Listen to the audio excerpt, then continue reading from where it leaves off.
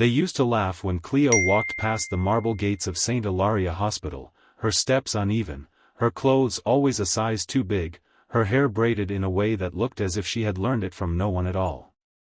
The nurses whispered. The interns smirked.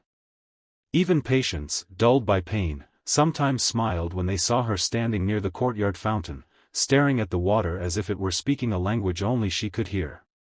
They called her foolish, slow, simple-minded. Some said she was only kept around because her late mother had once cleaned the hospital floors for decades, and pity had more power here than kindness. Cleo never answered them. She never defended herself. She only smiled, a quiet, almost shy curve of the lips, and continued doing what she did every day. Bringing tea to the elderly, humming old melodies in forgotten hallways, watching hands, veins, breaths, and pulses with an attention that felt strangely deep for someone everyone believed was shallow. No one knew where Cleo went at night. No one asked. They assumed she lived in some cramped room nearby, surviving on leftovers and prayers. They didn't know she spent her evenings under a single flickering bulb, surrounded by yellowed notebooks written in her mother's handwriting and older ones written in scripts that seemed too ancient to belong to any language taught in schools. Her mother had not been a cleaner. That had only been her disguise. She had been a healer who believed true medicine needed humility to survive in a world obsessed with titles. Cleo had learned early that knowledge revealed too soon invites cruelty. So she stayed silent. She stayed small. Until the day the ambulance screamed into the hospital courtyard, carrying a woman whose name alone made the entire building freeze. Dr. Celestine Laurent. CLEO, as the media adored calling her, Chief of Orthopedic Excellence, Global Lecturer, Miracle Surgeon, woman who had restored mobility to kings and athletes alike. Her presence alone usually brought applause. But now, she was unconscious, her leg wrapped in blood-soaked bandages, her skin pale with shock. An infection had spread faster than expected after a routine procedure abroad. Antibiotics were failing. The tissue around her leg was dying, turning dark, resistant, poisonous. Within hours, the whispers changed from hope to dread. Amputation was discussed in tight rooms with trembling voices. Without it, the infection would reach her bloodstream. With it, her career would end. Cleo stood in the corridor holding a tray of water cups when she felt it, a sudden pressure in her chest, like a bell struck deep inside her bones. She didn't need to see the charts. She didn't need to hear the doctors argue. She already knew the pattern. She had seen it before, in old villages, in stories written by hands long gone. A dying limb does not always need to be cut away, her mother had once said. Sometimes it needs to be reminded how to live. Cleo approached the glass wall of the ICU room. Machines beeped rhythmically. Dr. Laurent lay still, her famous hands motionless, her legs swollen and wrapped, the skin beneath suffocating. "You shouldn't be here," a nurse snapped. "This area is restricted." Cleo nodded, stepped back obediently, and waited. She always waited. Hours passed. The best surgeons argued. New drugs were flown in. Nothing worked.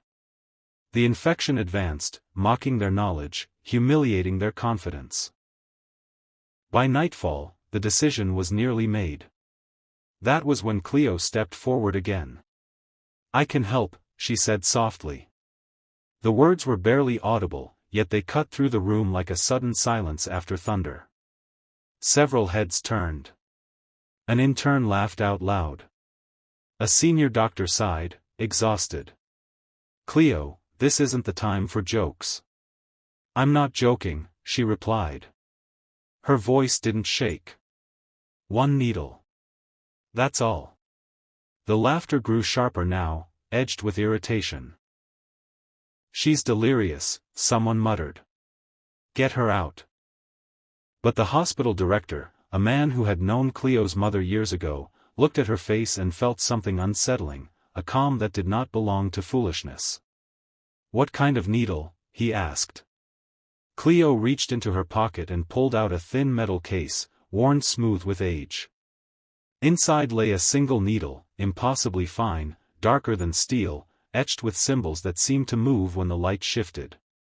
"This is dangerous nonsense," a surgeon snapped. "We are dealing with necrosis, not superstition." Cleo met his gaze. "You are dealing with a leg that has forgotten its name." Silence fell. Dr. Lawrence's vitals dipped suddenly. Alarms cried out. The moment stretched thin, fragile. The director closed his eyes for a breath that felt like a prayer and said, 5 minutes. If anything goes wrong, we stop. Hands trembling, Cleo washed carefully, slower than any surgeon, as if each movement were a promise. She approached the bed, her presence oddly grounding, as if the room itself had exhaled. She placed her fingers lightly along the swollen leg, pressing not where pain screamed, but where memory slept. Her touch was gentle, reverent. Then she took the needle. No incision. No blood. Just one precise insertion at a point no medical diagram acknowledged. The needle vanished into skin like a whisper into silence. The machine stuttered. Then steadied. Color began to creep back into the skin, faint at first, then undeniable. The blackened edges softened. The swelling eased, as if an invisible knot had loosened. The infection markers on the monitors began to fall so quickly someone thought the machine was broken. Dr. Laurent inhaled sharply and opened her eyes. She gasped, not in pain, but in shock.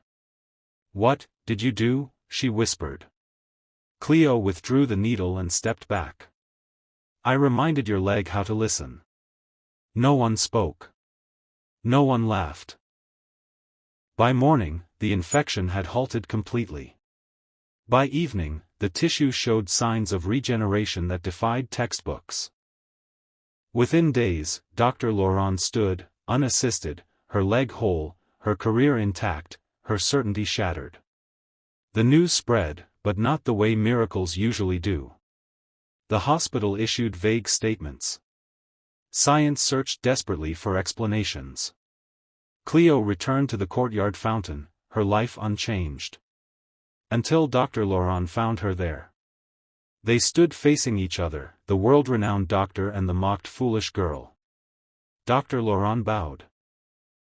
Not a polite nod, but a full, humble bow that stunned anyone watching. "You saved me," she said.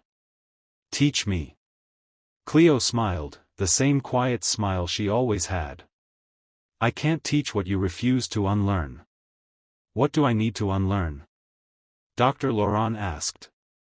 "That healing does not come from dominance," Cleo replied. "It comes from listening." The hospital changed after that. Slowly. Uneasily. Cleo was no longer laughed at, but she was no longer invisible either. Some feared her. Some revered her. She accepted neither. She still carried tea. Still hummed in hallways. Still used only one needle when it was truly needed. And when people asked who she really was, she answered honestly, every time. Just a girl who was taught by love. Those who listened were healed. Those who mocked learned, too late, that foolishness and divinity sometimes wear the same face.